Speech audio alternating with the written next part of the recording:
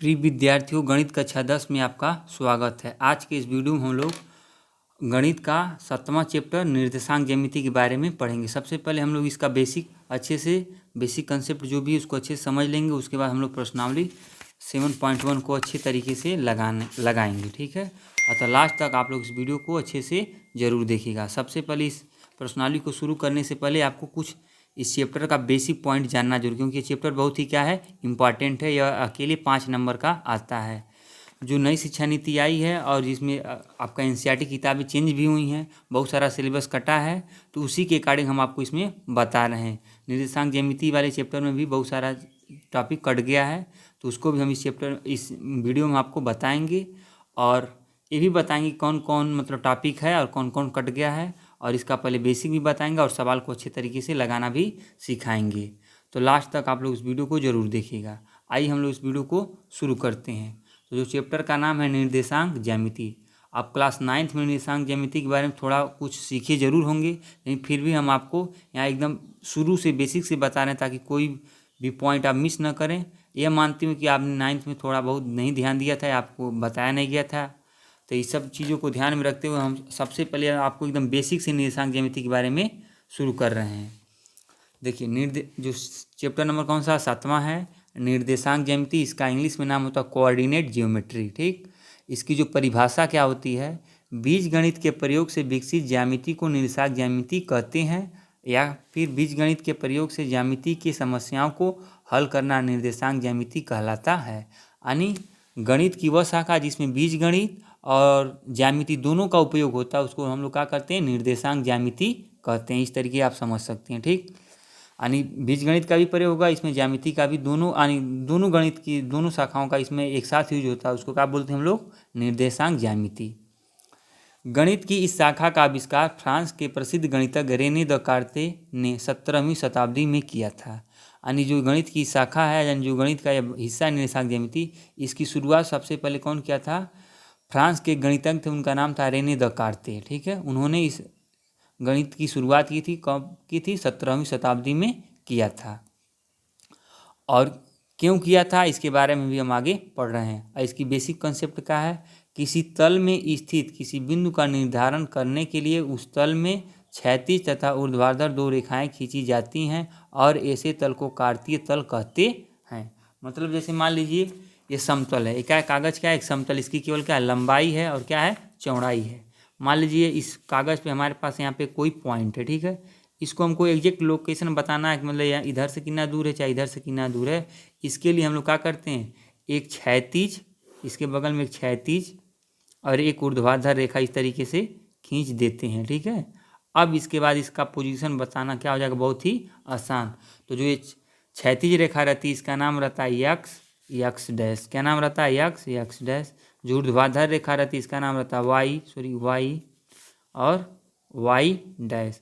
जब क्षैतिज और ऊर्ध्वाधर रेखाएं जहाँ मिलती है उसको क्या बोलते हैं हम लोग, मूल बिंदु। क्या बोलते हैं, मूल बिंदु। क्या कहते हैं, मूल बिंदु, ठीक। इसको ओरिजिन कहते हैं, ठीक। इसी नाते इसको ओ से दिखाते हैं, और इसका इंग्लिश में नाम रहता है ओरिजिन, ठीक। फिर क्षैतिज तथा ऊर्ध्वाधर रेखा द्वारा बनाए गए प्रत्येक भाग को चतुर्थांश कहा जाता है। देखिए, जो एक क्षैतिज और ऊर्ध्वाधर रेखाएं जो बनी हैं, इससे 4 भागों में बढ़ गया है ना, इस प्रत्येक भाग को हम लोग क्या कहते हैं, चतुर्थांश कहते हैं। क्या कहते हैं, चतुर्थांश कहते हैं। और ये पूरे तल को क्या बोलते हैं, कार्तीय तल। क्या कहते हैं, कार्तीय तल। इसको आप क्लास 9th में अच्छे से जरूर पढ़े होंगे, ठीक। और उसके बाद इस पर हम लोग नंबर का भी रिप्रेजेंटेशन करते हैं। इधर 1 2 3 4 5, इधर -1 2 3 4, उसके बाद फिर इधर 1 2 3 4 5, फिर नीचे -1 -2 -3 -4। इस तरीके से हम लोग रिप्रेजेंटेशन करते हैं अंकों को। इसी तरीके से हम लोग क्या करते हैं, इसको लिखते हैं। जैसे मान लीजिए हमको एक पॉइंट हमको लेना है -3 और 2, इसको हमको इसमें मतलब इसमें दिखाना है।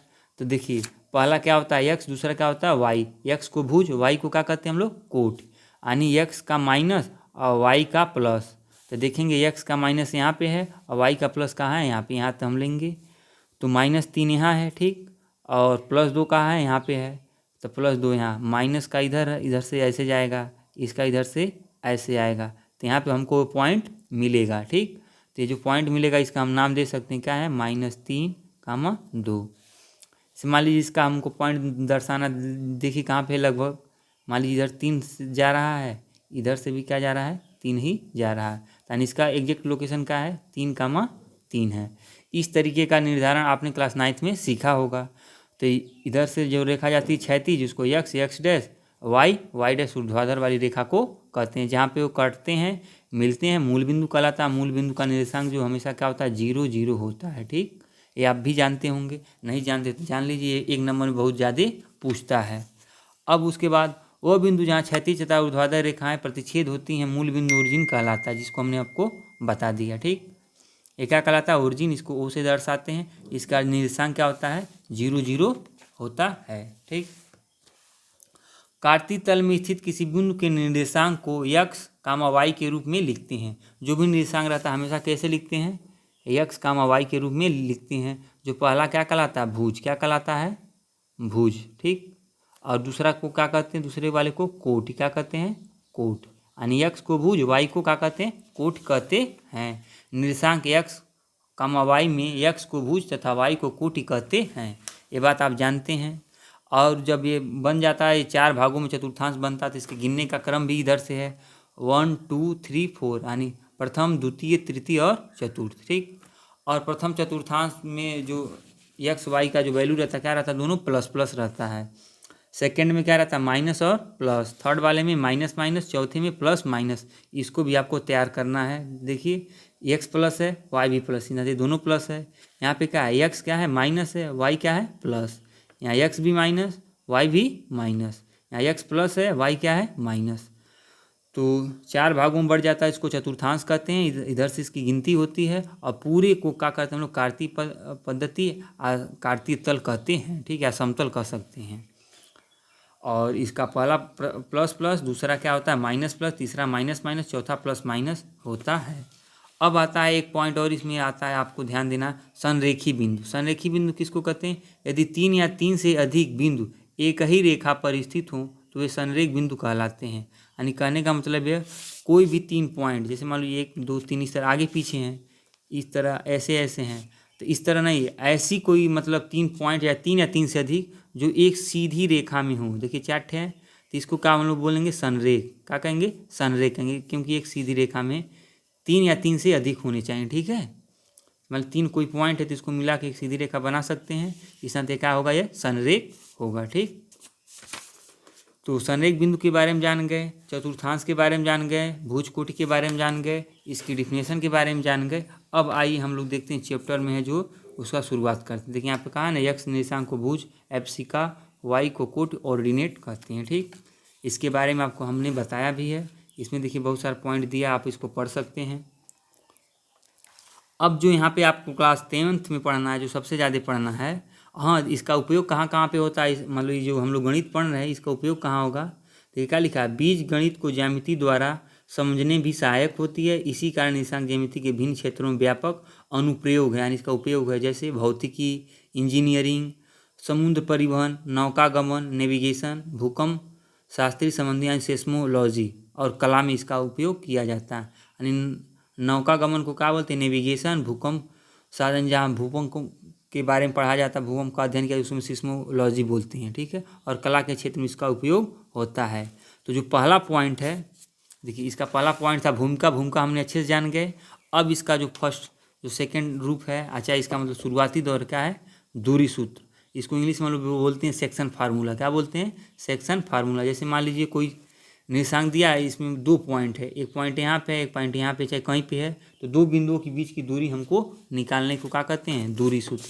जैसे मान लीजिए यहीं पे है, इसके और इसके बीच में हमको दूरी निकालना है, तो कैसे इसका यूज करेंगे, यानी यहाँ से इसके बीच की दूरी, चाहे यहाँ पर चाहे यहाँ पर कोई पॉइंट, इसके बीच की दूरी हमको निकालना है, तो दूरी सूत्र का उपयोग करके हम इसको लगाते हैं।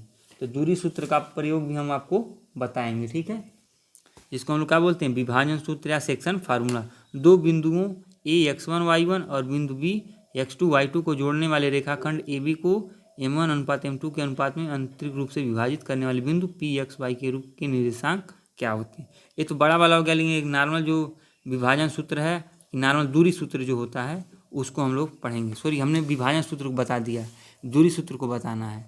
दूरी सूत्र का फार्मूला यही होता है, जैसे मान लीजिए कोई एक बिंदु P है, एक क्या है Q है, तो P का निर्देशांक x1 y1 है और Q का निर्देशांक क्या है x2 और y2 के बीच की दूरी निकालना है। तो इस तरह इसका फार्मूला हो जाएगा √x1 माइनस x2 का वर्ग प्लस y1 माइनस y2 का वर्ग, या तो x2 माइनस x1 का square plus y2 minus y1 का स्क्वायर। हमने गलती से इसको सेक्शन फार्मूला बता दिया, ये डिस्टेंस फार्मूला है, ठीक है। दूरी सूत्र होता है डिस्टेंस फार्मूला, विभाजन सूत्र को सेक्शन फार्मूला बोलते हैं, ठीक है। गलती से हमने बता दिया। अब हम लोग आते हैं प्रश्नावली पे। प्रश्नावली क्या है 7.1 कहा है बिंदुओं के निम्नलिखित युग्मों के बीच की दूरी ज्ञात कीजिए, यानी इनके बीच की दूरी को हमको बताइए दूरी सूत्र का उपयोग करके। पहला है 2,3 4,1, इसको हम इसका यूज करके हम इसको बता देते हैं। जैसे मान लीजिए यही दूरी सूत्र का फार्मूला, इसको हम लोग लगा के इसको हल करके आपको बताते हैं। तो ये कैसे होगा देखिए, मान लीजिए पहला है, मान लीजिए हम इसको ले लिए, ए क्या है 2,3, इसको ले लिए बी, ये क्या है 4,1। अब हम इसको क्या करेंगे, फार्मूला इसमें यही वाला लगा देंगे, ठीक। अंडर रूट ऐसे कर देंगे, ये मान लीजिए x1 है, या y1 है, या x2 है, या क्या है y2 है, ठीक। इसमें फार्मूला लगेगा, दूरी सूत्र है, दूरी सूत्र का फार्मूला क्या है, कुछ भी इसमें से कोई लगा सकते हैं, लगाएंगे x2 माइनस x1 का square plus y2 minus y1 का स्क्वायर। हल करिए, x2 का वैल्यू कितना है 4 माइनस x1 का वैल्यू कितना है 2, ठीक। स्क्वायर करिए प्लस y2 का वैल्यू कितना है 4 और y2 का वैल्यू कितना है 1, कितना है 1, और y1 का वैल्यू कितना है 3, कितना है 3, इसके ऊपर लगाइए स्क्वायर। हल करिए, 4 में 2 जाएगा 2 बचेगा, 2 का स्क्वायर प्लस 1 में 3 जाएगा, क्या बचेगा -2, इसके ऊपर स्क्वायर लगा दीजिए। 2 का स्क्वायर कितना होता है 4, -2 का स्क्वायर कितना होता है 4, तो 4 4 कितना हो जाएगा 8। यही इसका क्या हो जाएगा आंसर। लेकिन आपकी किताब में क्या किया, इसको थोड़ा सा आगे बढ़ा दिया है। तो कभी कभी ये बहुविकल्पी में दे देता है और ऑप्शन में थोड़ा सा घुमा देता है। तो जब संख्या कड़ी में तो इसका सीधे क्या कीजिए फैक्टर कर दीजिए, ठीक है। भाज्य गुणनखंड 2 चौक 8, 2 दूनी 2 एकम 2, 2 जोड़ा बन गया, जिसका जोड़ा नहीं बना था, जिसका जोड़ा बनता है उसको बाहर, जिसका जोड़ा नहीं बनता उसको कड़ी के अंदर। यानी 8 को हम लोग इस तरीके से लिख सकते हैं। तो इसका जो पहले का आंसर आएगा कितना आएगा 2 कड़ी में 2 इकाई कह सकते हैं, चाहे √8। इस तरीके से आप क्वेश्चन नंबर दूसरा और तीसरा आप लगा सकते हैं। और अगले नेक्स्ट वाले वीडियो में हम आपको ये जितना भी सवाल उसको अच्छे से हल करके बताएंगे, क्योंकि इस वीडियो हमने आपको इसका जितना बेसिक कंसेप्ट था हमने उसको बता दिया है। तो आप एक सवाल हमने आपको बताया है, इस हिसाब से ये दूसरा वाला सवाल आप लगा के कमेंट बॉक्स में इसका जवाब जरूर दीजिएगा। और अगले वीडियो में हम इसका जितना भी क्वेश्चन है उसको अच्छे से हल कराएंगे, ठीक है। अगर आप इसका स्क्रीनशॉट लेना चाहते हैं जो हमने पढ़ाया तो इसका स्क्रीनशॉट ले सकते हैं। और अपनी तैयारी अच्छे से करते रहिए। एनसीईआरटी ने इस बार सिलेबस को बहुत ही मतलब कट कर दिया है, तो आपको पढ़ने में थोड़ा आसानी हो जाएगी। और बोर्ड की परीक्षा में कम से कम 90+ नंबर लाने की भरपूर कोशिश कीजिए, ठीक। इसका स्क्रीनशॉट ले लीजिए और इस फार्मूले के सहायता से यह वाला क्वेश्चन ज़रूर आप कमेंट बॉक्स में दीजिएगा, ठीक है। अगर वीडियो आपको थोड़ा सा भी अच्छा लगा, समझ में आ रहा है, तो इसको दोस्तों के साथ अवश्य शेयर कीजिए, लाइक कीजिए। जो कमी आपको दिखाई दे रही कमेंट बॉक्स में कमी को भी बताइए। आपकी जो परेशानी है उसको भी दूर किया जाएगा। आप कमेंट बॉक्स में अपनी समस्या को कह सकते हैं। धन्यवाद।